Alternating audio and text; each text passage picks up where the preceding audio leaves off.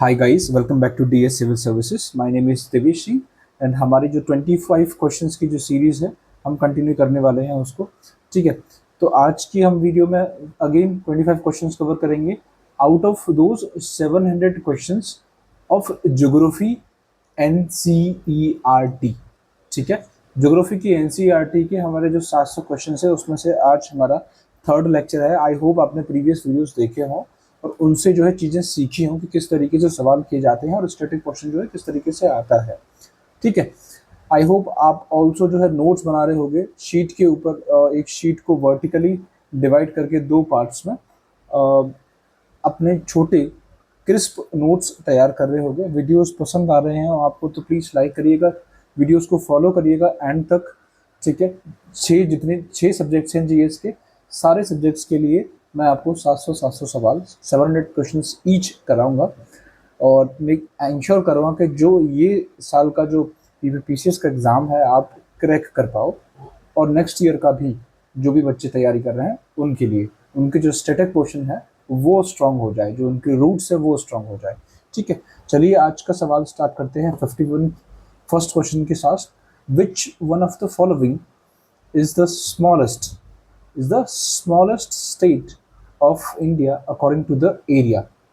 तो एरिया के मुकाबले में जो सबसे छोटा जो स्टेट है, स्मॉलेस्ट स्टेट जो है वो इंडिया का, वो आता है हमारा गोवा, जिसका करीबन एरिया आपको देखने को मिलता है 3700 किलोमीटर का, 3700 स्क्वायर किलोमीटर का एरिया।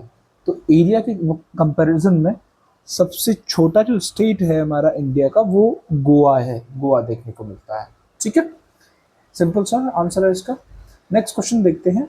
क्वेश्चन बोल रहा है द सुनामी वार्निंग सिस्टम। जो सुनामी आती है, ठीक है, सुनामी एक टॉपिक है हमारा एनवायरनमेंट के अंदर जो हम कवर करेंगे। ठीक है, disaster and disaster management, disaster and disaster management उसके अंदर ये आती हैं सारी। सुनामीज हुए, अर्थक्वेक हुए, लैंडस्लाइड्स हुए, साइक्लोन्स हुए, ये सारी चीज़ें हम जो है उसके अंदर हमें पढ़ने को मिलेंगी। ठीक है, अब सुनामी वार्निंग सिस्टम तैयार किया गया which has taken shape at Indian National Centre of Ocean Information Services, INCOIS, जिसको बोलते हैं हम शॉर्ट में INCOIS, International Centre for Ocean Information Services in Hyderabad. तो इसका जो है स्टैब्लिशमेंट किया गया है इस अर्ली वार्निंग सिस्टम का हैदराबाद के अंदर, इनकॉइस के अंदर।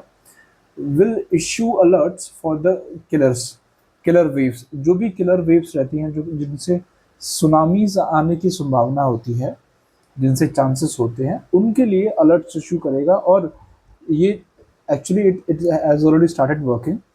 तो ये with in 30 minutes of the earthquake. तो सुनामीज क्या होती है?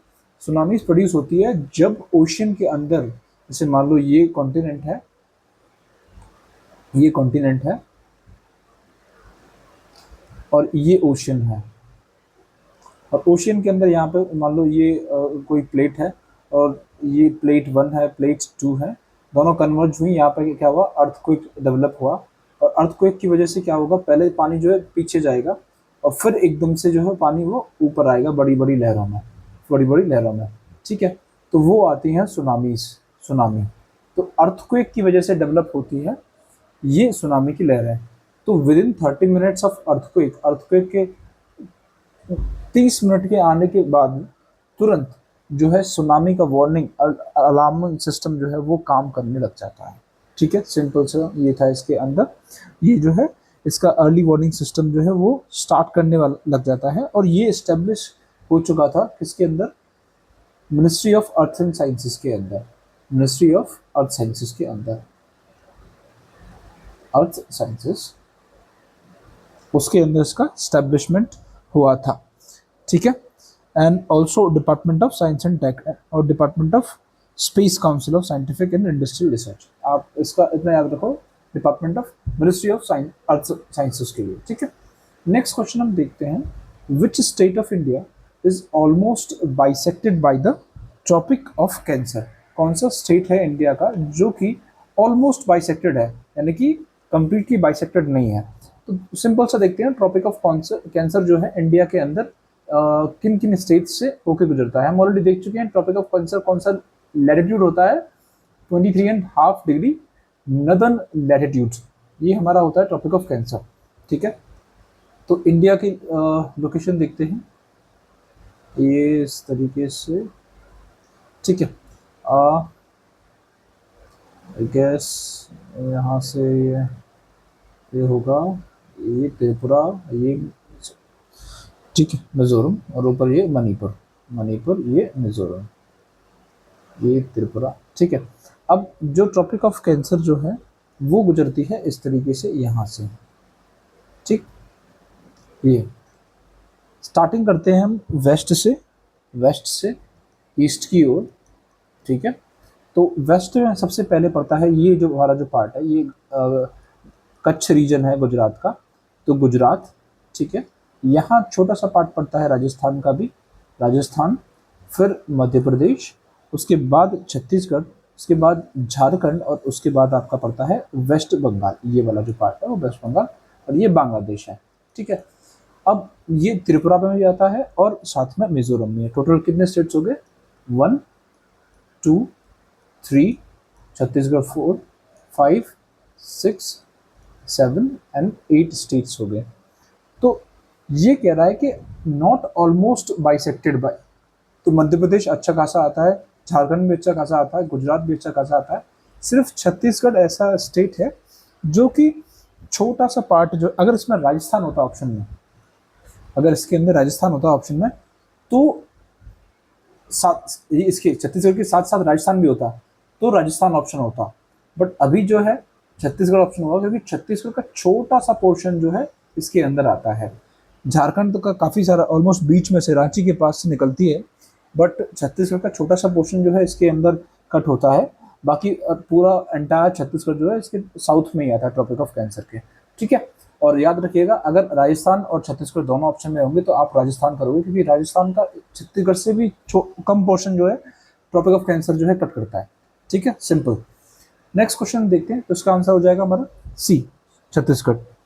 नेक्स्ट क्वेश्चन देखते हैं, पूछा गया है which of the following statements are correct, कौन सा स्टेटमेंट जो है वो करेक्ट है। अब पहला जो हमारा स्टेटमेंट है वो है the Garo Rajmahal gap separates the Meghalayan plateau from the main block of peninsular plateau. कह रहा है जो गारो राजमहल गैप है, अभी तो आपको हो सकता है पॉसिबली अगर आप न्यू हो तो आपको पता नहीं होगा गारो राजमहल गैप कौन सा है। I will tell you which gap this is actually. ठीक है, आपको समझ भी आ जाएगा जिस तरीके से मैं आपको बताऊंगा। तो पहले मैप लेते हैं इंडिया का, हल्का सा छोटा सा मैप बनाते हैं। ये नेपाल हो गया, ये सिक्किम हो गया, ये भूटान हो गया, ये अरुणाचल प्रदेश, नागालैंड, मणिपुर, मिजोरम, ये त्रिपुरा, इधर मेघालय असम ऊपर होते हुए। ठीक है, ये अपन साउथ में चले गए तमिलनाडु से, और ये गुजरात, ये राजस्थान, और ये ऊपर पंजाब और वो। ठीक, अब हमें क्या बताना है, गारो राजमहल गैप कौन सा है। तो ये पूरा पेनिनसुलर प्लेट्यू का पार्ट आता है, ये पूरा पेनिनसुलर प्लेट्यू का पार्ट आता है, ये टीपी का। बट ये जो गैप है ये एक्चुअली में ये जो बांग्लादेश वाला जो गैप है, हुआ क्या था, जब ये पूरा प्लेट एक था, ये पूरा प्लेट एक था हमारा इंडो ऑस्ट्रल प्लेट, इंडियन प्लेट। जब ये यूरोशियन प्लेट से टकराई तो पहले इसका वेस्टर्न फ्लैंक टकराया इससे, और फिर इसके बाद जो है ईस्टर्न टकराया।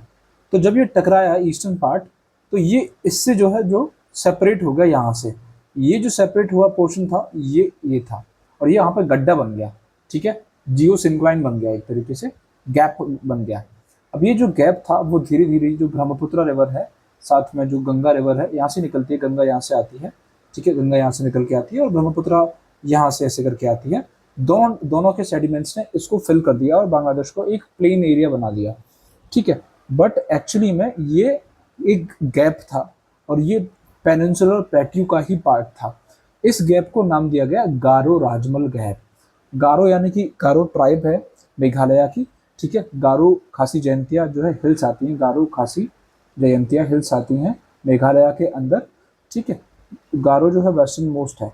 अब गारो राजमहल जो है वो वेस्टर्न पार्ट में इंडिया के अंदर आती है राजमहल, झारखंड वाले रीजन में, और यहाँ पे करीबन यहाँ पे राजमहल हिल्स, ठीक है। वेस्ट बंगाल वाला जो पूरा पार्ट है, इसको और इसको बस ये गैप सेपरेट करता है, तो इसी वजह से इसको राजमहल और गारो हिल्स बोलते हैं, और राजमहल गारो गैप, राजमहल गारो गैप। तो ये पहला जो पॉइंट है एकदम सही है। दूसरा देखो, दूसरा कह रहा है the Karnataka's plateaus hilly region is known as Malnad. तो कर्नाटका के में दो रीजन हैं, एक प्लेट्यू रीजन है और एक प्लेन रीजन है, ठीक है। तो कर्नाटका का जो हिली रीजन जो है उसको मालनद बोलते हैं, ये एग्जैक्टली करेक्ट है, एब्सोल्युटली करेक्ट है, ठीक है। नेक्स्ट क्वेश्चन देखें तो द नेक्स्ट जो पॉइंट है, और next the back waters of Kerala उनको बोलते हैं कयाल्स। ये बात भी सही है, जो कयाल्स जो रहते हैं they are back waters of Kerala. सवाल उठता है बैक वाटर्स क्या होते हैं। बैक वाटर्स कुछ नहीं, जैसे मान लो ये हमारा सदर्न इंडिया है, ये रहा यहाँ पर, ठीक है, यहाँ केरला है, तो मान लो इस तरीके से ये लेक है और ये पानी यहाँ पे आके जमा हो जाए, ठीक है। ये मान लो इस तरीके से था और यहाँ पे पानी अगर हाई टाइड आए और पानी जो है वहाँ उस लेक में जमा हो जाए, तो उस लेक को बोलते हैं बैक वाटर्स, क्योंकि वहाँ पे जो है वो पानी जो है वो जमा हुआ है किसका, ओशन का जमा हुआ है, अटलांटिक ओशन का, सॉरी अरेबियन सी का, अरेबियन सी का जो है पानी जमा हुआ है, उसको ही बोलते हैं बैक वाटर्स, करेक्ट। नेक्स्ट देखते हैं, Kolleru lake was once far inland but now it is a lagoon. तो ये कह रहा है कि जो कोलारू लेक थी वो पहले जो थी एक इनलैंड लेक थी, अभी जो है एक लगून है। ऐसा नहीं है, कोलारू लेक जो है वो one of the largest fresh water lake है इंडिया की। लगून आर, ये जो है फ्रेश वाटर लेक है एक्चुअली में, फ्रेश वाटर लेक इंडिया की, one of the largest fresh water lake है इंडिया की, और ये लोकेटेड है in the state of Andhra Pradesh, ठीक है। और ये इसकी जो लोकेशन आपको देखने को मिलेगी गोदावरी एंड कृष्णा रिवर के बीच में, गोदावरी और कृष्णा रिवर के बीच में कोलारू लेक की आपको लोकेशन देखने को मिलेगी। One of the largest fresh water lake है इंडिया की। आपको कहाँ मिलेगी ये देखने को, आंध्र प्रदेश के अंदर, ठीक है, सिंपल। आंध्र प्रदेश के अंदर one of the largest India की फ्रेश वाटर लेक देखने को मिलती है कोलारू लेक, जो कि किस किस के बीच में है, river Krishna and river Godavari के बीच में, ठीक है। इसको एक वाइल्ड लाइफ सेंचुरी भी घोषित किया गया था। तो कोलारू लेक एक वाइल्ड लाइफ सेंचुरी भी है, जिसको वाइल्ड लाइफ प्रोटेक्शन एक्ट 1972 के अंदर उसको प्रोटेक्शन मिला हुआ है। वाइल्ड लाइफ सेंचुरीज जो होती हैं उनको प्रोटेक्शन मिलता है, 1972 एक्ट था जो वाइल्ड लाइफ प्रोटेक्शन एक्ट, ठीक है। हमने इसको देखा था अपने नेशनल पार्क्स की वीडियो में। आप नेशनल पार्क्स की वीडियो अभी देखी नहीं तो प्लीज़ जाके देखिएगा, आपको समझ आएगा नेशनल पार्क्स का एक्चुअली में कैसे फॉर्मेशन हुआ था, उसके लेजिस्लेशन क्या क्या है और उनको याद कैसे करना है, ठीक है। वो आपको बहुत अच्छे से याद हो जाएंगे, उन वीडियोस को देखिएगा, 2-3 बार एक बार देख लोगे आपको याद हो जाएंगे। चैनल पर जाके देखिएगा नेशनल पार्क के जो भी वीडियोस हैं, वीडियो 1 से लेके लास्ट तक, ठीक है। तो ये जो कोलारू लेक थी, इट वॉज, ये शुरू से ही जो है एक फ्रेश वाटर लेक थी, ना कि ये खारे पानी की लेक थी, ठीक है। सिंपल इतना ही इसके अंदर हमें देखने की ज़रूरत थी। तो फर्स्ट, सेकंड एंड थर्ड जो है वो करेक्ट हो जाएंगे, हमारा आंसर हो जाएगा बी, ठीक। नेक्स्ट क्वेश्चन देखते हैं, पूछा गया है मैकमोहन लाइन के बीच में। मैकमोहन लाइन जो है किस किस को सेपरेट करता है, ये नॉर्थ ईस्ट इंडिया के अंदर अरुणाचल प्रदेश एंड चाइना को सेपरेट करता है, ठीक है। सिंपल सा याद रखिएगा, मैकमोहन लाइन जो है नॉर्थ ईस्ट इंडिया के अंदर इंडिया को, यानी कि अरुणाचल प्रदेश को किससे सेपरेट करता है, चाइना से सेपरेट करता है, ठीक है। इंडिया को चाइना से सेपरेट करता है। नेक्स्ट क्वेश्चन देखते हैं, consider following statements regarding Earth Hour. तो अर्थ आर के बारे में कुछ स्टेटमेंट जो है वो देखने हैं। अब अर्थ आर का मतलब क्या है वो भी हम देखते हैं एक्चुअली में होता क्या है। अर्थ आर EH, अर्थ आर क्या होता है, एक ऐसा इनिशिएटिव था वर्ल्ड वाइड फंड का, WWF का, वर्ल्ड वाइड फंड का एक ऐसा इनिशिएटिव था जिसका जो ऑब्जेक्टिव था, जिसका जो नेचर था, वो एम, जिसका जो एम था वो था अवेयरनेस फैलाना। अवेयरनेस फैलाना एम जो इसका था, रेज और इंक्रीज द अवेयरनेस। अवेयरनेस किस चीज़ की awareness? Regarding environment and climate change. Environment plus climate change. तो इन्वायरमेंट और क्लाइमेट चेंज के रिगार्ड्स में उसके उसको लोगों को अवेयर कराने के लिए कि भाई इन्वायरमेंट हमारा इतना इम्पोर्टेंट है, हमें इसको सेव करने की ज़रूरत है। हमें जो क्लाइमेट चेंज हो रहा है इससे बचने के लिए हमें आज ऐसे कुछ एक्शंस लेने पड़ेंगे जिससे हमारे फ्यूचर जनरेशन हैं वो हमारे जो रिसोर्सेज हैं, हमारा जो अर्थ है उसको यूज़ कर पाए। समझ रहे हो?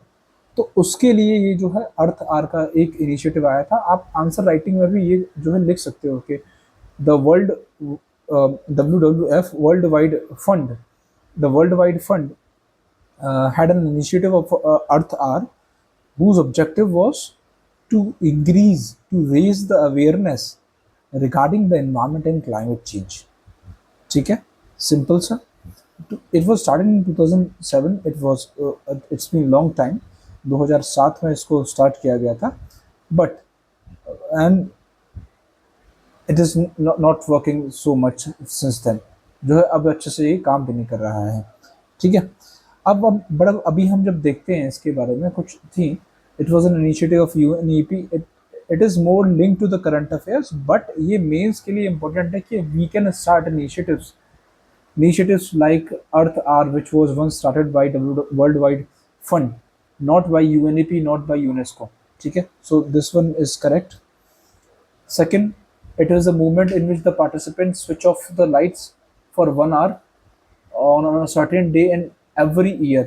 तो अभी भी ऐसा होता है कि on March 31st, I guess on March 31st क्या होता है, 1 घंटे के लिए लाइट्स जो है ऑफ की जाती हैं। ठीक है, अभी इस साल आपने देखा होगा और प्रीवियस ईयर्स में भी देखा होगा, मोदी जी ने करवाई थी 1 घंटे की लाइट्स ऑफ। हर साल ऐसा होता है ताकि नेचर को सेव करने के लिए ये हो सके। ठीक है, बट हमें उससे थोड़ा सा सीरियस लेने की ज़रूरत है। अब ऐसा नहीं है कि आप 1 घंटे की लाइट जो है बचा के फिर आप लाइट को पर्पसफुली जो है वेस्ट ही करो एकदम, नहीं, आप उसको वेस्ट बचाओ उसको। ये हमारे रिसोर्सेज हैं, हमारे लिए ही मिले हुए हैं और हम ही इनको सस्टेनेबली यूज़ नहीं करेंगे तो कोई सेंस नहीं है फिर। ठीक है, it is a movement to raise the awareness about the climate change and need to save the planet. तो जाहिर सी बात है, क्लाइमेट चेंज और एनवायरनमेंट को बचाने के लिए ये लाया गया था और प्लानट को सेव करने के लिए लाया गया था। तो सेकेंड एंड थर्ड जो है इसके आंसर हो जाएंगे। नेक्स्ट क्वेश्चन देखते हैं, question number 57, which talks about how west coastal plain of India is different from the east coastal plain। तो जो हमारा जो ये वेस्ट कोस्टल प्लेन है, ठीक है, ये जो वेस्ट कोस्टल प्लेन है हमारा, वेस्ट कोस्ट है, ये ईस्ट कोस्ट है, तो उनके बीच में डिफरेंसेस क्या है वो देखते हैं। पहला, the west coastal plain are submerged coast while the eastern coastal plains are mostly emergent coast। देखते हैं कैसे। ये बात सही है कि जब अर्थ का ये जो सब कॉन्टिनेंट का मूवमेंट हो रहा था ये रीयूनियन आइलैंड्स के थ्रू, यहाँ पर जो मेडागास्कर है अफ्रीका के पास में, मेडागास्कर है अफ्रीका, ये जो अफ्रीका है यहाँ पड़ता है मेडागास्कर, और उसके पास में यहाँ पड़ता है रीयूनियन हॉटस्पॉट। इसमें क्या है, छोटा छोटा सा मैग्मा से निकल रहा है, छोटा छोटा जो है मैग्मा निकल रहा है। ठीक है, उससे ही जो है यहाँ पे जो डेक्कन प्लेटू, डेक्कन लावा प्लेटू है उसका फॉर्मेशन हुआ था, और जो है यहाँ पे धीरे धीरे जो है फ्रैक्चर डेवलप हुआ, यहाँ पे इस जगह पर जो है फ्रैक्चर डेवलप हुआ। इससे क्या हुआ, ये जो माउंटेन्स जो हैं इधर की साइड वेस्टर्न पार्ट में झुक गए और इधर जो है ईस्टर्न पार्ट में झुक गए।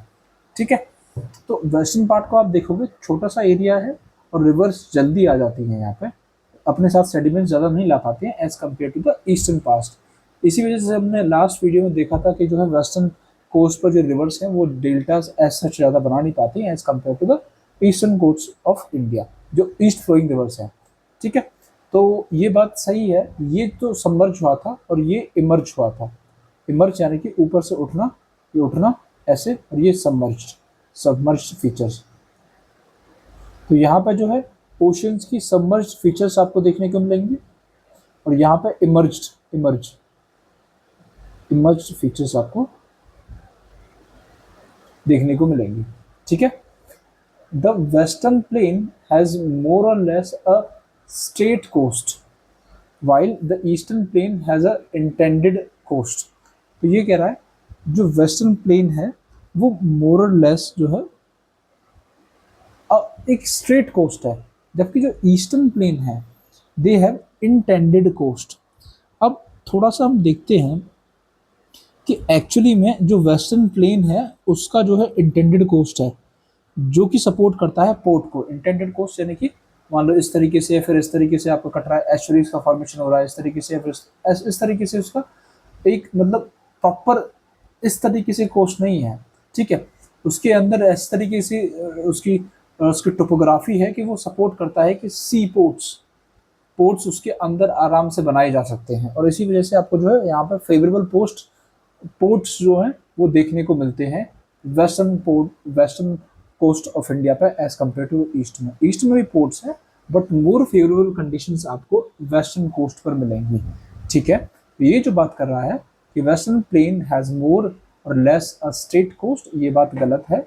दे are more of intended coast, यानी कि जिगजैग शो, तो वहाँ पे कोई सिमिलैरिटी नहीं है, कोई एज ए स्ट्रेट लाइन जो है नहीं बनी गई है वेस्टर्न कोस्टल प्लेन पर, जबकि जो है ये सबमर्ज्ड फीचर्स हैं, और ये जो उधर की साइड में ईस्टर्न साइड में इमर्ज्ड फीचर्स हैं, और इनकी टोपोग्राफी कैसी है, स्ट्रेट कोस्ट है। ठीक है, इधर कैसी है, इंटेंडेड कोस्ट। सवाल पूछे गए हैं पीवाईक्यूज में सबमर्ज्ड फीचर्स को लेके और इमर्ज्ड फीचर्स को लेके, जब आप देखोगे यूपीएससी में और अदर स्टेट्स एग्जामिनेशंस में सवाल पूछे गए हैं, आपको समझ आ जाएगा। ठीक है, तो इसका जो आंसर हो जाएगा only and only first A answer हो जाएगा, क्योंकि सेकंड हमारा जो है वो गलत है। नेक्स्ट क्वेश्चन देखते हैं, the trans continental Stuart highway runs between. तो एक हाईवे है जो कि थोड़ा सा लंबा हाईवे है, डार्विन से लेके ऑस्ट्रेलिया के अंदर मेलबर्न, डार्विन से लेके ऑस्ट्रेलिया के अंदर, ऑस्ट्रेलिया का एक मेजर हाईवे है ये, जो कि डार्विन से लेके, डार्विन इसकी नदर्न टेरिटरी है डार्विन, और मेलबर्न जो है वो आपका पड़ता है थोड़ा सा जो है सदर्न वर्ड्स में। तो ये जो है बहुत लंबा जो है ट्रैक है, बहुत लंबा जो है हाईवे है। ठीक है, नेक्स्ट जो देखते हैं इसके अंदर जो है करीबन 2800-3400 किलोमीटर का जो है ये एक पूरा डिस्टेंस कवर करता है अपना। ठीक है, ऑस्ट्रेलिया का हाईवे है, ऑस्ट्रेलियन हाईवेज। ठीक है, सिंपल, ज़्यादा इसमें याद करने की ज़रूरत भी नहीं है, एज सच क्वेश्चन नहीं पूछा जाएगा इसके ऊपर, but there is some discussion regarding this question in NCERT somewhere, इसी वजह से ही सवाल बना है। तो आप याद रख सकते हो कि ट्रांस कॉन्टिनेंटल, इसका नाम आया भी है कई बार, ट्रांस कॉन्टिनेंटल स्टुअर्ट हाईवे का नाम। ठीक है, नेक्स्ट क्वेश्चन देखते हैं, पूछा गया है trans, again same question, I am sorry, same question ही है। नेक्स्ट क्वेश्चन देखते हैं, which is the largest sugar cane producing state in India. तो फिलहाल का हम डेटा देखते हैं, ये सवाल जो है एनसीईआरटी का ही है, क्योंकि एनसीईआरटी में क्रॉप्स का डिस्कशन दिया गया है, उसी की बेसिस पे हम देखते हैं। तो यूपी जो है लगभग हमेशा से यूपी जो है शुगर केन की प्रोडक्शन में सबसे आगे रहा है। ठीक है, अभी भी जो है ये लार्जेस्ट और फर्स्ट नंबर पे आता है शुगर केन की प्रोडक्शन में इन इंडिया। करीबन 40-45% जो है कंट्री का टोटल जो शुगर केन प्रोडक्शन जो है 40-45% जो है 40-45% जो है कंट्रीज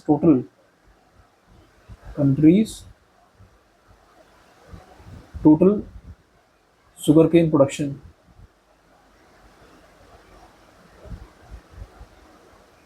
इसका जो है आपका कंट्रीब्यूशन देखने को मिलेगा यूपी का, अकेले यूपी का। ठीक है, नेक्स्ट क्वेश्चन देखते हैं हम। पूछा गया है which of the following is or are the unique characteristics of equatorial forest. जो इक्वेटोरियल फॉरेस्ट हैं उनकी यूनिक कैरेक्टरिस्टिक्स कौन सी है? Which of the following is or are the unique characteristics of the equatorial forest. Equatorial forest मिलते हैं आपको equator के वाले रीजन में, यानी कि आपको 5 डिग्री से 10 degree north and south latitudes के अंदर आपको देखने को मिलते हैं। ठीक है, 0 से 5 वाला जो डिग्री होता है, 5 डिग्री 0 से 5 नदर्न लैटिट्यूड्स और 0 से 5 सदर्न लैटिट्यूड्स, यहाँ पे आपको डोल्ड्रम देखने को मिलता है, यानी कि यहाँ पे शांत हवाएं होती हैं। एज सच ज़्यादा जो है आपको चीज़ें देखने को नहीं मिलती हैं, रेन्स यहाँ पे ज़्यादा आपको देखने को नहीं मिलती है। बट ये जो इक्वेटोरियल फॉरेस्ट है यहाँ पर रेनफॉल बहुत आपको देखने को मिलता है। ठीक है, बस ये देखना है सिंपली हमें कौन सा आंसर जो है सही है। प्रेजेंस करेक्ट बताना है। द प्रेजेंस ऑफ टेर closely set trees with crown forming a continuous canopy. A continuous canopy का फॉर्मेशन होता है यहाँ पर। The presence of trail closely sets trees with crown forming a continuous canopy. तो यहाँ पे क्या होता है, जो ट्रीज जो हैं बहुत क्लोज रहते हैं, बहुत ही क्लोज रहते हैं, आपको देखने को मिलेंगे बहुत ही क्लोज, क्योंकि वहाँ पे जो है क्या होता है, रेनफॉल ज़्यादा होता है। रेनफॉल ज़्यादा होता है तो अच्छा खासा ह्यूमस का जो है कंटेंट आपको देखने को मिलेगा, इस वजह से यहाँ पे वेजिटेशन बहुत अच्छी से ग्रो हो जाती है। दूसरा, को exist of large number of species, ये भी चाहते हैं क्योंकि यहाँ पे वैरायटी ऑफ लार्ज स्पीसीज मिल जाती है। यहाँ पे हाई रेनफॉल है, टेम्परेचर वेरिएशंस भी अच्छे खासे हैं, टेम्परेचर ऑलमोस्ट सारे टाइम पे जो है सेम ही रहता है, हाई टेम्परेचर रहता है। तो जो है यहाँ पे ह्यूमस की वजह से जो है लार्ज क्वांटिटी में आपको स्पीसीज डेवलप होती हैं, और यहाँ पर लार्ज क्वांटिटी में लार्ज नंबर में स्पीसीज जो है को एग्जिस्ट करती हैं।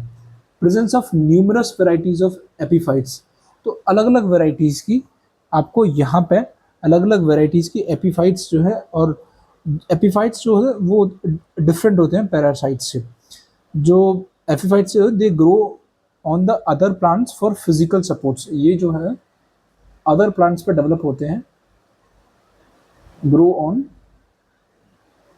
Other plants for physical support. और ये जो होता है एपीफाइट्स जो हैं होस्ट को, जो उनको सपोर्ट कर रहा है, ठीक है, उसको जो है नेगेटिवली इम्पैक्ट नहीं करते हैं, they do not negatively affect the host. ठीक है, एपीफाइट्स जो हैं डिफरेंट होते हैं पैरासाइट से। किस टर्म्स में? पैरासाइट एपीफाइट्स जो होते हैं जो डेवलप होते हैं प्लांट्स के ऊपर फिजिकल सपोर्ट के लिए, और उसको जो है नेगेटिवली हार्म नहीं करते हैं। ठीक है, सिंपल। तो तीनों के तीनों स्टेटमेंट्स जो है यहाँ पे आपको सही देखने को मिलेंगे। ठीक है, नेक्स्ट क्वेश्चन देखते हैं। देखो क्वेश्चन नंबर 61 है। आई कैन अंडरस्टैंड, ये थोड़ा सा बोरिंग हो सकता है, बट ये over the period of time आपके लिए बहुत हेल्पफुल होने वाला बच्चों। जब एक बार आप जब कर लोगे ना ये सब सारी चीज़ें, आपको आई एम श्योर 100% श्योर, आपको जब मॉक टेस्ट लगाने बैठोगे आपका स्टैटिक मोशन जो है फिंगर टिप्स पे हो जाएंगे, बहुत फिंगर टिप्स, और आपको हेल्प करेगा। मैं आपको कराऊंगा live mock, I hopefully I be able to conduct few mocks also जब एग्ज़ाम आएगा उसके टाइम पर। ठीक है, अभी हम यहीं पर फोकस करते हैं, इसको कवर करते हैं। 61st क्वेश्चन देखते हैं। In the context of the western Ghats consider the following statements. Western Ghats के कंटेक्स्ट में स्टेटमेंट्स जो है वो देखने हैं, कौन सा स्टेटमेंट सही है गलत है। ठीक है, हमसे करेक्ट पूछा है सिर्फ। देखो पहला बोलता है दीज ब्लॉक माउंटेन्स, ये बात तो सही है कि ये ब्लॉक माउंटेन्स हैं। ठीक है, western Ghats are block mountains, they were form due to the down warping of the part of the land into the Arabian sea. ये बात ठीक है, अभी हमने पीछे की वीडियो में देखा था, पीछे के क्वेश्चन में देखा था कि क्या होता कि यहाँ पे एक फ्रैक्चर पैदा हुआ और ये जो है यहाँ डाउन वार्पिंग हो गई, डाउन वार्पिंग नीचे चला गया, डाउन वार्पिंग इनटू अरेबियन सी। ठीक है, ये नीचे गया, उसको उसकी वजह से ब्लॉक माउंटेन का डेवलपमेंट हुआ और इसी को बोलते हैं हम वेस्टर्न घाट्स। तो पहला स्टेटमेंट जो है वो ठीक है। दूसरा, up to 16 degree north latitudes they are mainly compose of basalt. ये कह रहा है करीबन यहाँ तक, यहाँ पे आपका पड़ता है कितना, 8 डिग्री 4 मिनट, ठीक है, नदर्न लैटिट्यूड्स। और इसका 8 ऊपर चला जाओ, करीबन यहाँ पे पड़ेगा आपका कितना, 16 डिग्री नदर्न लैटिट्यूड्स पर। तो ये बात कर रहा है कि करीबन 16 डिग्री नदर्न लैटिट्यूड्स पर mainly they are compose of basalt. ये बात तो ठीक है कि यहाँ पे आपको बेसाल्टिक रॉक्स आपको यहाँ पे देखने को मिल सकती है, ठीक है, सिंपल सा है। और इसका जो सदर्न पार्ट, गोवा का जो सदर्न पार्ट है, उसके अंदर आपको ग्रेनाइट्स, नीज, ये भी आपको साथ के साथ देखने को मिलेंगे, ग्रेनाइट नीज, ठीक है। नेक्स्ट देखते हैं, in southern part of the Goa they are compose of granites and gneiss, बस ये हो गया, ठीक है। और जो 16 डिग्री नॉर्दर्न लैटिट्यूड्स तक आपको क्या देखने को मिलेगा, basaltics, they have mainly compose of basaltic, ठीक है, याद रखिएगा। तो 16 डिग्री तक आपको यहाँ तक करीबन बेसाल्ट देखने को मिलेगा, बेसाल्टिक रॉक्स आपको देखने को मिलेंगे।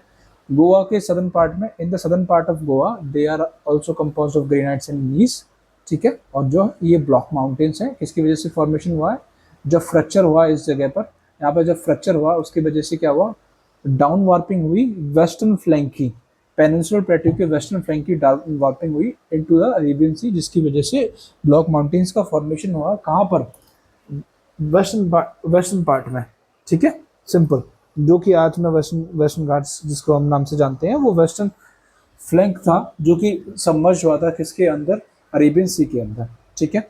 हमारा आंसर हो जाएगा first, second and third. Next question देखते हैं, पूछ रहा है, क्वेश्चन नंबर 62 है, बोल रहा है कि consider the following statements about a crop. Crop के बारे में जो है सवाल हमें देखना है कि क्रॉप के बारे में क्या चीज़ें जो है वो हमारी सही है। पहला देखो, पहला जो पूछा गया है, इट रिक्वायर्स, नीचे जो है क्रॉप्स दे रखी हैं इस तरीके से हुआ था, सेकंड, तो हमें नीचे जो है क्रॉप्स दे रखी हैं, वीट हो गया, मेज हो गया, राइस हो गया, शुगर केन हो गया, ये सारी जो क्रॉप्स दे रखी हैं। अब हमें करना क्या है, एक्चुअली में क्रॉप्स की जो फीचर्स दे रखी हैं उससे हमें डिटरमाइन करना है कि कौन सा क्रॉप जो है एक्चुअली में इन सारे फीचर्स को सपोर्ट करता है, ठीक है। तो देखते हैं, पहला जो पॉइंट दे रखा है, it requires plenty of heat. इस क्रॉप को अच्छी खासी हीट की रिक्वायरमेंट होती है, यानी कि ये समर्स में होगी, समर्स के अंदर होगी। प्लेंटी ऑफ मॉइस्चर, इसमें मॉइस्चर यानी कि रेनफॉल भी होगा, यानी कि ये मानसून के टाइम पर होगी, ठीक है। प्लेंटी ऑफ फर्टाइल सॉइल, यानी कि ये नदर्न इंडियन पार्ट्स में, और जहाँ पे फर्टिलिटी सॉइल की अच्छी खासी मिलती है, यानी कि रिवर वाटर वगैरह होता है, अलुवियल सॉइल खास करके, उस रीजन में इस क्रॉप का जो है आपको मिलेगा। South west Asian countries are the main producers of this crop. जो हमारे जो साउथ एशियन कंट्रीज हैं, साउथ वेस्ट एशियन कंट्रीज, जैसे कि हमारा इंडिया हो गया, पाकिस्तान के कुछ पार्ट हो गए, बांग्लादेश भी हो गया, इन सारे कंट्रीज में इसका प्रोडक्शन अच्छा खासा होता है, ठीक है। This is one of the least mechanised crops of the world, जो कि इसमें मैकेनिज्म ज़्यादा फॉलो नहीं होता और डायरेक्टली जो है इजीली बन जाती है ये क्रॉप्स। और ये है आपको देखने को मिलता है इस क्रॉप्स का जो है वो है राइस। तो राइस जो है आपका समर्स के टाइम पर आपको देखने को मिलता है। पानी यानी कि मॉइस्चर कंटेंट जो है, रेनफॉल उसमें ज़्यादा रहता है, ज़्यादा बहुत 150 टू 200 सेंटीमीटर आपको इसमें रिक्वायरमेंट रहती है पानी की। धान की जो खेती होती है वो ऑलमोस्ट एंटायर ईयर आपको देखने को मिलेगी पानी के अंदर ही रखी रहती है, ठीक है। तो सिंपल क्या हो गया कि यहाँ पर हीट की रिक्वायरमेंट, मॉइस्चर की रिक्वायरमेंट, फर्टिलिटी की रिक्वायरमेंट होती है। ये साउथ एशियन कंट्रीज़ में मेनली होती है और इसमें ज़्यादा जो है सबसे कम और one of the least mechanised crop जो है देखने को मिलेगी वर्ल्ड के अंदर, ठीक है। नेक्स्ट क्वेश्चन देखते हैं, 63rd question. Which of the following statements is not correct about the plantation agriculture? जो प्लांटेशन एग्रीकल्चर होते हैं उसके रिगार्ड्स में कौन सा स्टेटमेंट जो है वो नहीं सही है, ठीक है। देखते हैं, पहला, it was introduced in the tropical lands by Europeans and North American. ये बात भी सही है कि ये जो प्लांटेशन था वो यूरोपियंस ने अपने ट्रॉपिकल लैंड्स में इंट्रोड्यूस किया था, यानी कि इंडिया में भी हम देखें तो इंडिया में आप नॉर्थ ईस्टर्न पार्ट में देख लो, आप कुछ जो सदर्न इंडिया के कुछ स्टेट्स हैं, केरला वगैरह, वहाँ पर जो टी प्लांटेशन होता है, ठीक है, वहाँ पर देख लो। आप नदर्न इंडिया में देख लो, शिमला में देख लो, या फिर आप हिमाचल प्रदेश के अंदर देख लो, कुछ उत्तराखंड के पार्ट्स में कुछ में देख लो, तो सिक्किम में देख लो। तो वहाँ पर ये जितनी, असम में देख लो, वहाँ पर जितनी जो प्लांटेशंस जो इंट्रोड्यूस की गई थी, ये सारे के सारे जो है यूरोपियंस ने इंट्रोड्यूस करी थी ब्रिटिशर्स में, इंडिया की बात करें तो। और basically Europeans and North American ने इसको इंट्रोड्यूस किया था ट्रॉपिकल लैंड्स के अंदर। ये स्टेटमेंट जो है ठीक है। Second statement, plantations are very large in size. ये बात भी ठीक है कि आप जब मान लो टी प्लांटेशन कर रहे हो, ऐसा नहीं है कि आप एक एक 100 बरगद ज़मीन में आप उसका प्लांटेशन कर लोगे। आपको मतलब कई एकड़ में ज़मीन की ज़रूरत पड़ती है एक प्लांटेशंस को करने के लिए, ठीक है, तभी वो जो है प्रॉफिटेबल जो है आपको लिए हो पाता है, अदरवाइज वो प्रॉफिटेबल नहीं रहेगा, ठीक है। तो याद रखिए, एक लार्ज अमाउंट ऑफ आपको लैंड की ज़रूरत पड़ती है प्लांटेशंस के लिए। Next, the entire labour comes from the European and the north American countries. ये बात एकदम गलत है। Although they people, Europeans and the North Americans, they introduced in India or in other countries or tropical countries, Europeans और north American के जो लोग थे, उन्होंने हमारे इंडिया में और भी जो कंट्रीज थे, एशियन कंट्रीज थे, ठीक है, उनमें इंट्रोड्यूस किया था, ठीक है। ट्रॉपिकल कंट्रीज के अंदर उन्होंने ये इंट्रोड्यूस किया था, बट लेबर भी हमारे यहाँ से ही थी, लेबर भी हमारे यहाँ से थी, उनके यहाँ से नहीं थी। ये तो स्टेटमेंट एकदम गलत हो गया, हमसे गलत ही पूछा था, यही हमारा आंसर हो जाएगा, ठीक है। और it requires the large capital investment. ये बात ठीक है, इसमें जब लार्ज एरिया चाहिए आपको, तो कैपिटल भी आपको आपको लार्ज चाहिए, लेबर भी चाहिए आपको, और लेबर जो है हमारे पास भरपूर थी है, ट्रॉपिकल कंट्रीज में ऑलरेडी भरपूर है, ठीक है। नेक्स्ट क्वेश्चन देखते हैं, which of the following conditions is or are suitable for the growth of montane temperate forest. जो मॉन्टेन टेम्परेट फॉरेस्ट जो होते हैं, उनके फॉरेस्ट में कौन सी जो कंडीशंस हैं उनके ग्रोथ के लिए सूटेबल है, ठीक है।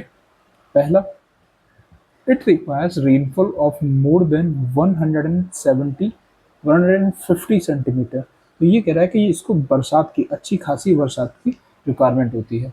सही बात है।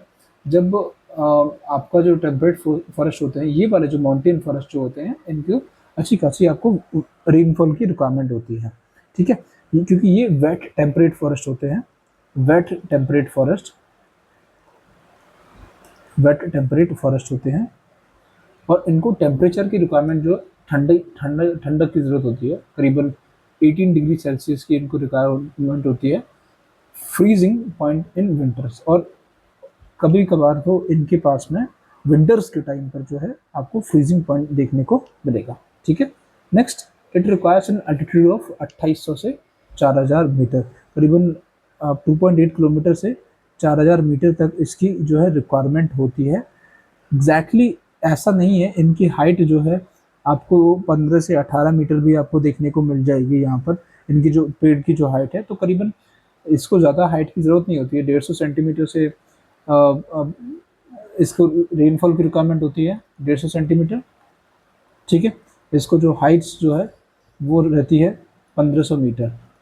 तो आपको जो इंडिया के अंदर जो देखने को मिलेंगे ये वाले, इंडिया के अंदर आपको कहाँ देखने को मिलते हैं, आपको देखने को मिलते हैं ये सदर्न इंडिया के अंदर, नीलगिरीज के अंदर, सदर्न इंडिया के अंदर नीलगिरी फॉरेस्ट जो है, आपको वहाँ पर ये माउंटेन हाइट पर 1500 मीटर की हाइट पर आपको ये देखने को मिलेंगे, माउंटेन टेम्परेट फॉरेस्ट, ठीक है। सिंपल, ये अच्छा खासा रेनफॉल भी आता है सदर्न इंडिया के अंदर, अच्छे खासे हाइट भी है, ठीक है। और टेम्परेचर भी जो है वहाँ पर जो है, अगर जब हाइट पे जाएंगे तो 18 डिग्री सेल्सियस देखने को मिलेगा। और आप ऊटी में देखोगे तो वहाँ पर बर्फबारी भी होती है, ठीक है, ऊटी वाले एरिया में देखोगे तो ये नीलगिरीज में अच्छी फेवरेबल कंडीशंस हैं। तो इंडिया के अंदर नीलगिरीज में ये मिलता है आपको, ठीक है। आई होप आपको कोई कन्फ्यूजन नहीं होते। और इनका जो लोकल नाम है नीलगिरीज के अंदर और सदर्न इंडिया के अंदर, याद रखना बहुत इंपॉर्टेंट है, शोला फॉरेस्ट भी बोलते हैं, शोला फॉरेस्ट, ठीक है। यहाँ कुछ अलग अलग रोडोडेंड्रॉन डेंड्रॉन्स, ठीक है। ये एक वेजिटेशन है, ये आपको उत्तराखंड के अंदर, उत्तराखंड की जो है बहुत ही फेमस वेजिटेशन आपको देखने को मिलेगी, रोडोडेंड्रॉन। यहाँ पे आपको ओक के पेड़ भी मिल जाएंगे, ओक के, ठीक है, चेस्टनट के आपको पेड़ देखने को मिल जाएंगे, प्लम के ट्रीज देखने को मिल जाएंगे, ठीक है। तो इस तरीके की वेजिटेशन आपको, इस तरीके का वेट टेम्परेट क्लाइमेट आपको, रेनफॉल 150 सेंटीमीटर का, हाइट जो है 1500 मीटर की, टेम्परेचर 18 डिग्री सेल्सियस का, और फ्रीजिंग पॉइंट में भी चला जाता है विंटर्स के टाइम पर, ठीक है। दूसरा नाम इंडिया के अंदर इसको लोकलाइज नेम दिया गया है शोला फॉरेस्ट। ये सारी चीज़ें लिंक्ड हैं आपके माउंटेन टेम्परेट फॉरेस्ट से। आई होप आप इस चीज़ को समझ चुके होंगे, ठीक है। आपको पसंद आ रहा हो वीडियो तो प्लीज़ ज़रूर लाइक करिएगा और चैनल को सब्सक्राइब करिएगा, अपने दोस्तों के साथ ज़्यादा से ज़्यादा शेयर करिएगा ताकि ये चीज़ जो है लोगों तक पहुंच सके।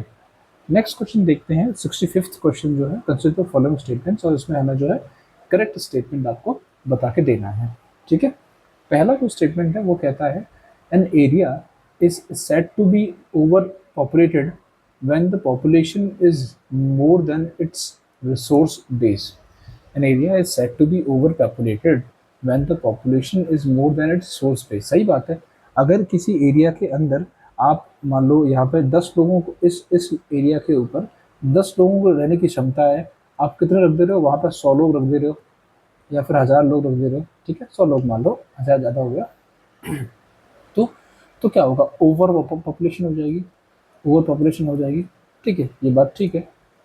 Optimum population is that which gives the maximum income पर हेड। तो ऑप्टिमम पॉपुलेशन क्या होती है? कि पर हेड जो मैक्सिमम इनकम दे पा रही है। मान लो यहाँ पे जो काम मिल रहा है 10 लोगों का, और 10 लोगों को ही, 10 लोग ही अवेलेबल है काम के लिए, अब वो अपना जो है मैक्सिमम इनकम जो है पर हेड वो दे भी पा रहा है, उसको बोलते हैं ऑप्टिमम पॉपुलेशन, ठीक है। नेक्स्ट है, in an area of optimum population the resources are over exploited। ये बात गलत है। जब, जाहिर सी बात है, जब ऑप्टिमम पॉपुलेशन आ गई है, ऑप्टिमम यानी कि जितनी की रिक्वायरमेंट थी उतनी अवेलेबल है, तो रिसोर्सेज जो है ना तो उनका एक्सप्लॉइटेशन होगा और ना ही वो ओवर एक्सप्लॉइट होंगे, ना ही अंडर एक्सप्लॉइट होंगे। इसके अंदर क्या होगा? No under exploitation, under exploit and no over exploitation, ठीक है। तो ऑप्टिमम पॉपुलेशन ऐसी पॉपुलेशन है कि भाई जितने 10 मजदूरों की ज़रूरत थी, 10 लेबर की ज़रूरत थी और 10 ही अवेलेबल हैं पॉपुलेशन में, ये होती है ऑप्टिमम पॉपुलेशन। ये मैक्सिमम इनकम देती है पर हेड। तो क्या होगा जब, देखो फॉर एग्जांपल मान लो मेरी एक फॉर्म है, ठीक है, एग्जांपल मेरी एक फॉर्म है, मेरे को एक, मेरा अपना घर बनवाना है, हाउस बनवाना है, और मेरे को 10 मजदूरों की ज़रूरत है। तो मार्केट में मैं गया, ठीक है, मान लो ये मार्केट में गया, मार्केट में अवेलेबल है कितने मजदूर? 50 मजदूर अवेलेबल हैं, ठीक है, लेबर जो है 50 लेबर अवेलेबल है। तो मैं क्या कहूँगा, मेरे को जो सबसे सस्ती मिलेगी, ठीक है, मैं उनको पकड़ के लाऊंगा और उनसे मैं काम करवाऊंगा, रही सी बात है, सस्ते पे करवाऊंगा। तो मैं क्या करूँगा, मैक्सिमम इनकम नहीं दूंगा, मैं मिनिमम से मिनिमम जो है वो करवाऊंगा। बट अगर यही 10 अवेलेबल हैं और 10 के 10 तो वो अपनी जो डिमांड देंगे मेरे को, मैं वही पूरा करूँगा। तो सबको जो है मैक्सिमम इनकम मिलेगी पर हेड, सबको बराबर बराबर जितनी रिक्वायरमेंट है वो मिल जाएगी, ठीक। तो फर्स्ट एंड सेकंड जो है वो सही हो जाएंगे और थर्ड जो है वो आपका गलत हो जाएगा, सिंपल। नेक्स्ट देखते हैं, which countries are separated by Durand line. Durand जो लाइन है उससे कौन सी कंट्रीज जो है सेपरेट होती हैं? तो ये हमारे जो है आज़ादी से पहले, बिफोर इंडिपेंडेंस,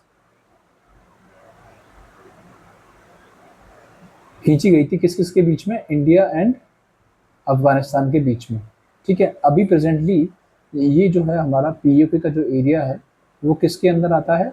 अभी पाकिस्तान ऑक्यूपाइड कश्मीर है, और उस पीओके और अफगानिस्तान के अंदर बीच में जो है डूरन लाइन आती है, और एक्चुअली में पाकिस्तान और अफगानिस्तान के बीच में है ये, ठीक है।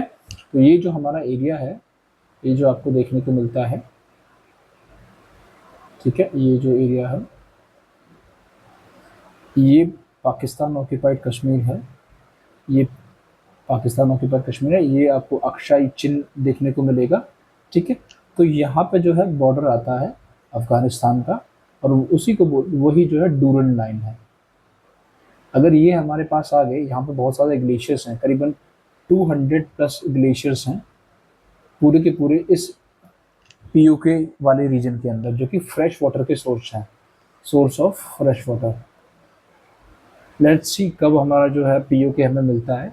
और हमारे लिए जो सिलिकॉन वेफर्स के लिए फ्रेश वाटर सोर्सेज जो है सिलिकॉन वेफर्स के लिए बहुत ही इंपॉर्टेंट रहते हैं। इसी वजह से चाइना जो है यहाँ पे धाक लगाए बैठा है और इसको लूज नहीं करना चाहता है। ठीक है, चाइना बहुत चालाक है। ठीक, तो इसका आंसर जो क्या हो जाएगा, इसका आंसर हो जाएगा बी। नेक्स्ट देखते हैं, पूछा है which of the following factors result in population growth of an area, कि एक एरिया की पॉपुलेशन ग्रोथ में विच of the following factors result in the population growth of an area, एक एरिया की पॉपुलेशन ग्रोथ में रिजल्ट करते हैं। तो चार हैं कि किस एरिया में पॉपुलेशन बढ़ रही है, क्या क्या होगा। बर्थ अलोन, अलोन बर्थ तो नहीं होगा।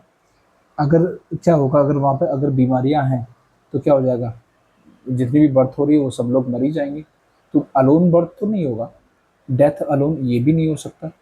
Access of birth over death, ये बात सही है। जब डेथ से ज़्यादा बर्थ होने लगेंगी तब जो है वहाँ की जो पॉपुलेशन ग्रोथ होगी।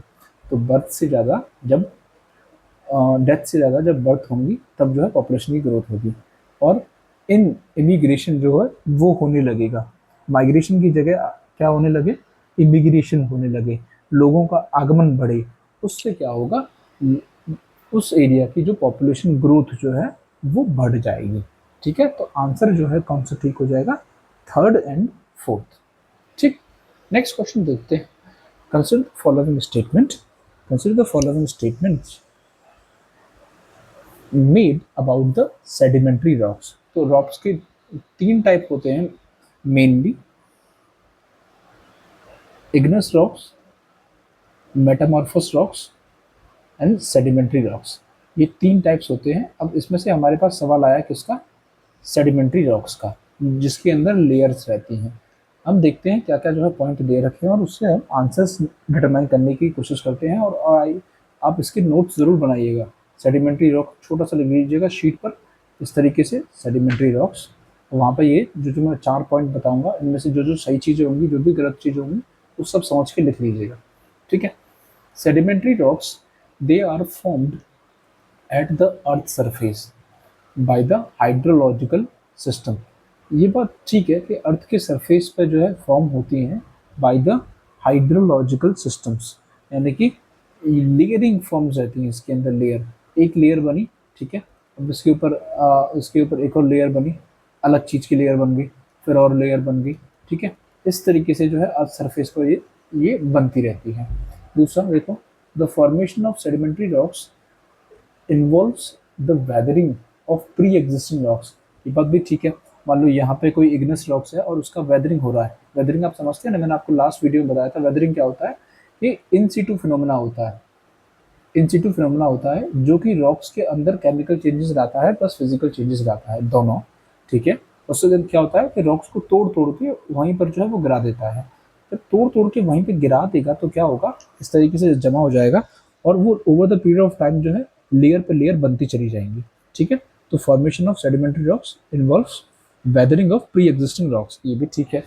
नेक्स्ट देखो, सेडिमेंट्री रॉक्स कंटेन फॉसिल्स। जाहिर सी बात है, मान लो ये पहली लेयर थी, लेयर वन थी, लेयर वन। अब यहाँ पे कोई चिड़िया आके खत्म हो गई बेचारी, या फिर कोई और जीव जंतु जो है जब खत्म हो गया या फिर आके बैठे गया और उसके ऊपर पत्थर गिर गया। ठीक है, तो क्या होगा, लेयर बनती चली जाएंगी, उसके सेडिमेंट्स मिलेंगे, सेडिमेंट्स जमा होते जाएंगे, तो यहाँ पे जो है फॉसिल फ्यूल्स मिलते हैं। ठीक है, दे कंटेन्स फॉसिल फ्यूल्स। ठीक, सिंपल सा। नेक्स्ट देखो, sedimentary rocks typically occurs in layers, ये तो हम दे ही चुके हैं। ठीक है, तो चारों के चारों स्टेटमेंट जो है वो सही रहेंगे। नेक्स्ट क्वेश्चन देखते हैं, विच with which of the following countries Brazil does not share its international border। तो ब्राज़ील जो है, with which of the following countries Brazil does not share its international border। Brazil किसके साथ अपना इंटरनेशनल बॉर्डर जो है वो शेयर नहीं करता है। सिंपल सा सवाल है, देखते हैं। तो ये ब्राज़ील कहाँ आता है, साउथ अमेरिका के अंदर, साउथ अमेरिका के अंदर आता है ब्राज़ील। तो इस तरीके से आता है। ठीक है, इस तरीके से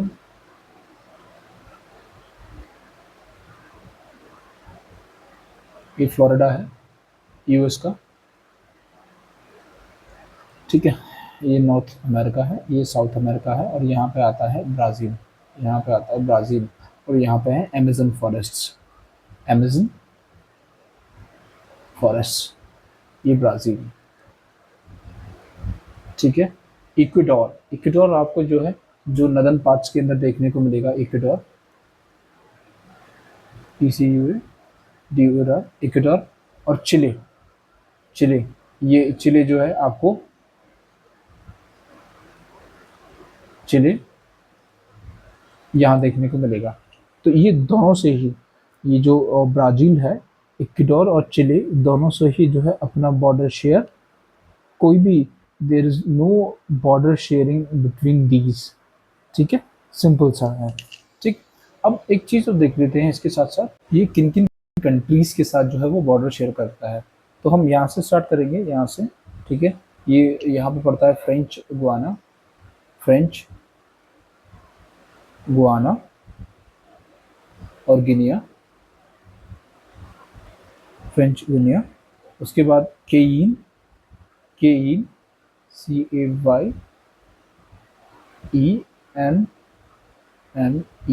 केयन। ठीक है, फ्रेंच गुनिया, केयन। उसके बाद गुयाना, सिर्फ गुयाना। फिर उसके बाद वेनेजुएला, ये जो है वेनेजुएला है, काफ़ी बड़ा एरिया है वेनेजुएला, वेनेजुएला का काफ़ी बड़ा एरिया है। फिर यहाँ पे आपको कोलंबिया देखने को मिलेगा, कोलंबिया, और कोलंबिया से जो है ये आपको देखने को मिलेगा इक्वेडोर, इक्वेडोर। ठीक है, कोलंबिया से, और इक्वेडोर से नीचे जो है यहाँ पर जो है आपको पेरू देखने को मिलेगा, इस जगह पर पेरू है, पेरू, पेरू से साउथ में आपको देखने को मिला चिले, यहाँ पे आपको है बोलीविया, ये अर्जेंटीना, ये पैराग्वे, अर्जेंटीना जो है ये वाला जो एरिया है, ये वाला जो एरिया अर्जेंटीना है, यहाँ पैराग है और पैराग्वे, और यहाँ उरुग्वे, उरुग्वे। ठीक है, तो इस तरीके से अगर ब्राज़ील है तो ब्राज़ील यहाँ पर फ्रेंच गिनिया है, केयन है, गुयाना है, वेनेजुएला है, उसके बाद कोलंबिया है, कोलंबिया से ही लगा हुआ है इक्वेडोर। उसके साउथ में जाएंगे तो आपको पेरू देखने को मिलेगा, पेरू के साथ में जाएंगे तो चिले, और इधर की साइड बोलीविया देखने को मिलेगा, बोलीविया के साउथ में पराग, और यहाँ पे आपको देखने को मिलेगा अर्जेंटीना, पराग के साउथ में थोड़ा सा जाके आपको उरुग्वे। तो ये पूरा हो गया आपका आपका साउथ अमेरिका का कंट्रीज। ठीक है, सिंपल याद रखिएगा, ये आपको वर्ल्ड ज्योग्राफी में काम आएगा, इस तरीके से ही लिख लेना, उसको रिवाइज करते रहना। एक काम और करना, मैं आपको बाद में दूंगा ये काम मैपिंग का, मैं कराऊंगा आपको मैपिंग अच्छे से। ठीक है, नेक्स्ट सवाल देखते हैं फिलहाल के लिए, विच of the following is true of an anti cyclone in the northern hemisphere. Northern hemisphere में एंटी साइक्लोन के लिए कौन सी बात जो है वो ट्रू है, वो हमें देखनी है सिंपली। ठीक है, anti cyclone that is opposite to the cyclone. Anti cyclone क्या मतलब होता है इसका, एंटी साइक्लोन यानी कि अपोजिट टू साइक्लोन।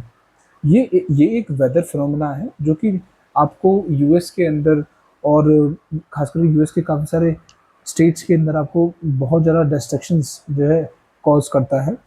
और सिंपल सी बात है, the directions of the air is anti cyclone, इतना ही इसमें याद रखना है।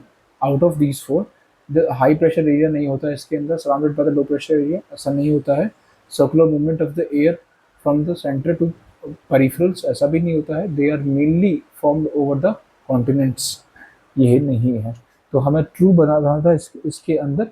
इसका जो करेक्ट स्टेटमेंट जो है, anti cyclones they are of anti clockwise directions, और anti cyclone opposite to cyclones, opposite to the directions of cyclones. ठीक है, इनकी फीचर्स क्या क्या हैं, we will see these features later on. ठीक है, फिलहाल के लिए आप याद रखना इसका डायरेक्शन जो है वो अपोजिट होता है। ठीक है, नेक्स्ट क्वेश्चन देखते हैं, consider the following statements concerning the air masses. तो एयर मास के बारे में हमने बात करी थी।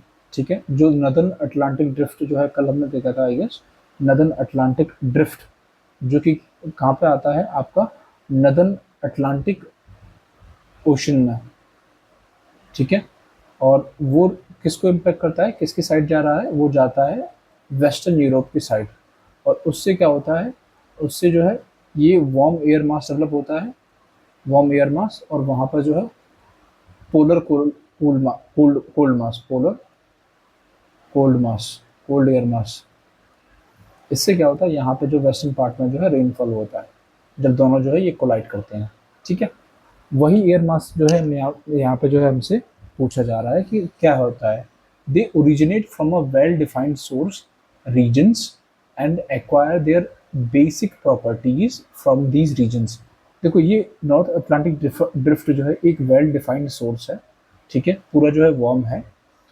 पोलर विंड्स जो थी यहाँ पर, पोलर एयर मास जो था वो पूरा के पूरा कूलर एरिया से आ रहा था, वेल डिफाइंड था।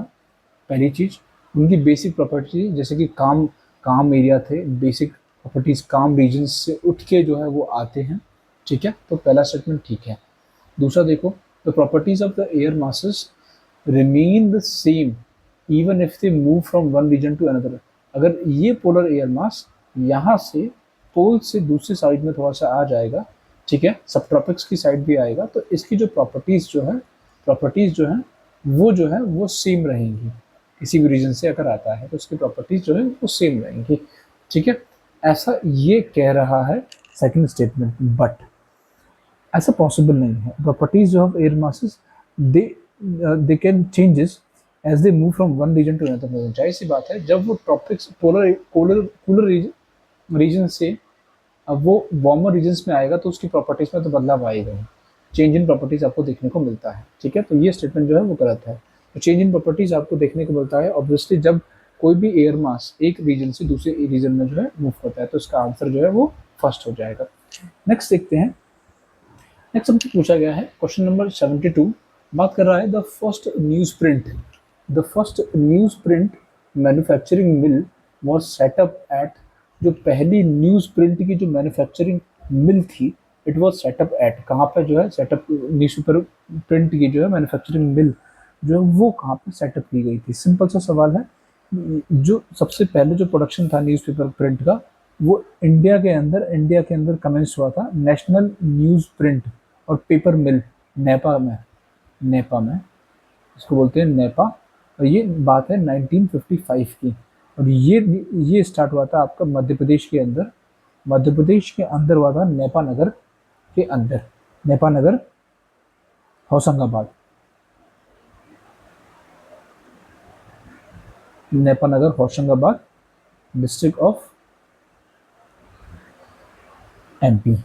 ठीक है, ये याद रखिएगा, Hoshangabad district of MP, Nepanagar, जहाँ पर first newspaper print manufacturing mill set up की गई थी 1955 में आज़ादी के बाद, जिसको बोलते हैं Nipah, newspaper national news print and paper mills. ठीक, नेक्स्ट देखते हैं। पूछा गया है which of the following statement is not correct. कौन सा स्टेटमेंट जो है वो करेक्ट नहीं है, नॉट करेक्ट हमें जो है देखना है।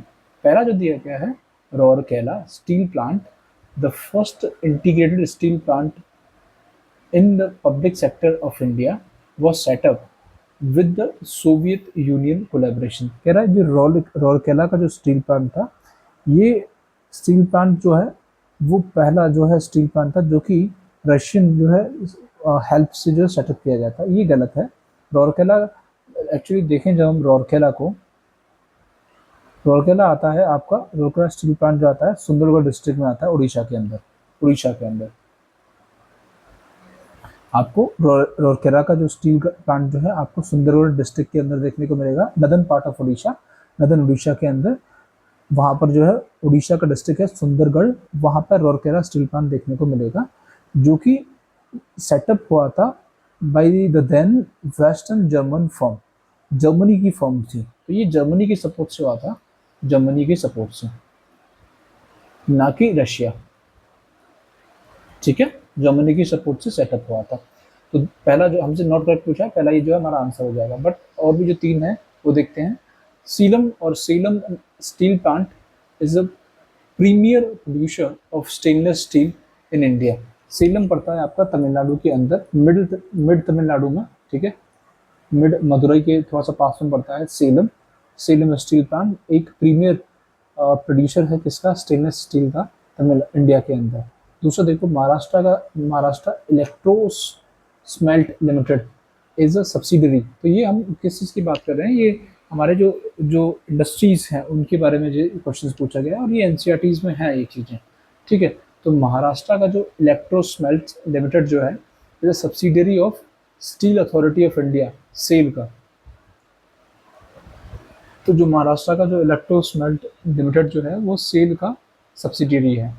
विशाखापट्टनम स्टील प्लांट जो है वो यूनिट है किसका, राष्ट्रीय इस्पात निगम लिमिटेड। राष्ट्रीय इस्पात निगम लिमिटेड का जो है एक एक यूनिट है विशाखापट्टनम स्टील प्लांट, ठीक है। तो हमारा आंसर जो रॉरकेला वाला जो वो गलत था। क्यों गलत था, क्योंकि रॉरकेला जो है वो जर्मनी की हेल्प से सेटअप किया गया था, फर्स्ट इंटीग्रेटेड स्टील प्लांट, ठीक, पब्लिक सेक्टर अंडरटेकिंग के अंदर।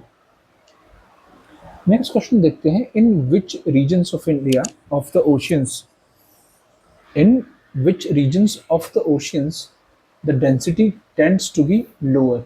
द ओशियंस की किस रीजन के अंदर जो है वो डेंसिटी जो है आपको कम देखने को मिलेगी, ठीक है। इक्वेटोरियल रीजन के अंदर, इक्वेटोरियल ओशंस के अंदर, ट्रॉपिकल्स के अंदर, या फिर टेम्परेट के अंदर, या फिर पोलर रीजन के अंदर, कहाँ पर जो है आपको डेंसिटी जो है वो लोअर देखने को मिलती है। तो हम डेंसिटी की बात करते हैं, डेंसिटी की जो बात करते हैं, डेंसिटी जो है वो ओशंस में लोअर होती है मिडिल लैटिट्यूड्स के अंदर, मिडिल लैटिट्यूड्स के अंदर, ठीक है। वो कहाँ पर देखने को कम मिलती है, मिडिल लैटिट्यूड्स के अंदर। और and also it is slightly higher in the tropics. तो यहाँ पे जो है वो स्लाइटली हायर होती है, स्लाइटली हायर होती है as compare to the middle latitudes. तो मिडिल लैटिट्यूड्स की कंपैरिजन में ट्रॉपिकल एरियाज में जो है वो स्लाइटली हायर होती है, on account of higher salinity there are also this is also high in the higher latitudes due to the mainly lower temperature there। और जो हायर लैटिट्यूड्स होते हैं वहाँ भी जो है, यानी कि जैसे टेम्परेट हो गया, टेम्परेट रीजन हो गया, वहाँ पे आपको जो है सबसे ज़्यादा जो है डेंसिटी लो देखने को मिलती है, ठीक है। ट्रॉपिकल रीजन्स में भी हाई देखने को मिल रही है, पोलर रीजन में भी हाई देखने को मिल रही है, इक्वेटोरियल में भी हाई है, बट जो टेम्परेट में आपको जो है ये कम देखने को मिलेगी, ठीक है। आंसर हमारा जो है थर्ड हो जाएगा। नेक्स्ट क्वेश्चन देखते हैं, और आज का हमारा लास्ट क्वेश्चन रहेगा ये, which among the following types of mica is are found in India. तो मीका के कौन से जो टाइप्स हैं, मीका जो है, मीका के जो कौन से जो टाइप्स हैं वो इंडिया के अंदर जो है आपको देखने को मिलते हैं। तो तीन है, बायोटाइट, फुगो फाइगलो फिल्गोपाइट एंड मस्कोवाइट। बायोटाइट, फिल्गोपाइट और मस्कोवाइट, ये तीन हैं। बायोटाइट की बात करें, इसको कॉमनली फ्लोस्फिकेट मिनरल भी बोलते हैं, जो कि मीका ग्रुप के अंदर ही आता है, मीका ग्रुप के अंदर ही आता है। फ्लोस्फिकेट इसको बोलते हैं कॉमनली, फ्लोस्फिकेट मिनरल, मीका ग्रुप के अंदर आपको जो है ये जनरली देखने को मिलेगा। फॉल्गोपाइट जो है ये येलोइश ग्रीन होता है, येलो ग्रीनिश करके होता है, ये भी जो है आपको उसी का ही और मीका की फैमिली का ही पार्ट देखने को मिलेगा। मस्कोवाइट जो है ये कॉमन मीका इसको बोलते हैं, मस्कोवाइट को कॉमन मीका बोलते हैं, ये भी मीका का ही फैमिली का ही पार्ट है, कॉमन मीका, ठीक है। तो बायोटाइट याद रखना, अगर मीका के अगर किसी कभी आपसे पूछा गया कि कौन सा जो है फाउंड मिलता है इंडिया के अंदर, तो हमारे इंडिया के अंदर एक्चुअली में बायोटाइट, मस्कोवाइट एंड फिल्गोपाइट, ये तीनों की तीनों जो है आपको इंडिया के अंदर आपको देखने को मिलते हैं। तीनों की जो है प्रेजेंस आपको इंडिया के अंदर देखने को मिल जाएगी, ठीक है। और उसको मैग्नीशियम मीका भी बोलते हैं, मैग्नीशियम मीका भी बोलते हैं, ठीक है। तो ये रखना जो है, याद रखना बहुत ज़रूरी होता है। इसी के साथ आज का लेक्चर हम जो है ख़त्म करते हैं, मिलेंगे नेक्स्ट लेक्चर में, ठीक है। आई होप आपको वीडियो पसंद आया हो। कोई भी डाउट हो तो मेरे को प्लीज़ कमेंट सेक्शन में ज़रूर बताइएगा। चैनल को सब्सक्राइब करिएगा और अपने दोस्तों के साथ ज़्यादा से ज़्यादा शेयर करिएगा। Thank you so much, have a good day.